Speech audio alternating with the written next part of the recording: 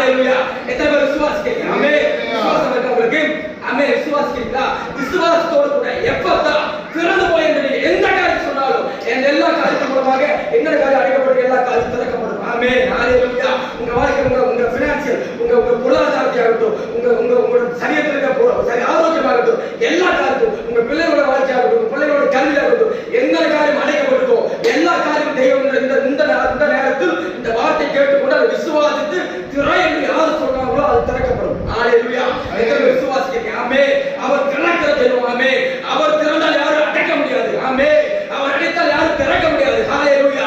ஆமென். ரட்சிக்கப்பட்ட விசுவாசியே உனக்கு முன்பாக அடைக்கப்பட்ட எந்த வாசலும் கிடையாது. ஆமென். உனக்கு முன்பாக எந்த அடைக்கப்பட்ட எந்த காரியமும் கிடையாது. எல்லா காரியமும் திறக்கப்படும். ஆமென். நீ இயேசுவை விசுவாசித்தால் இயேசுவை கூட இருக்கிறார் என்று நம்பினார். ஆமென். இயேசு அற்புதம் செய்கிறார் என்பதை நீ விசுவாசித்தால் உண்மையாக நீ ஜீவித்தால் ஹalleluya. இயேசு உண்மையாக ஜீவித்தால் உங்களுக்கு எல்லா தடைகளும் திறக்கப்படும். அடைக்கப்பட்ட கதவுகள் ஒட்டப்படும். ஆமென். ஆமென். அவன் எத்தனை பேர் விசுவாசிக்கிறீங்க? ஹalleluya. எத்தனை பேர் ரட்சிக்கப்படுறீங்க? ஆமென். ரட்சிக்கப்பட்ட ஒவ்வொருத்தருக்கும் ரெண்டு காரியம் இருக்கு. நீங்க எதை பார்த்து பயப்பட வேண்டிய அவசியம் கிடையாது. உங்க முன்பாக எந்த தடையும் கிடையாது. எல்லா தடைகளும் உடைக்கப்படும். ஆமென். ஹalleluya. அவன் எத்தனை பேர் விசுவாசிக்கிறீங்க? ஆமென். எல்லா காரியங்களும் தெரிஞ்சு நான்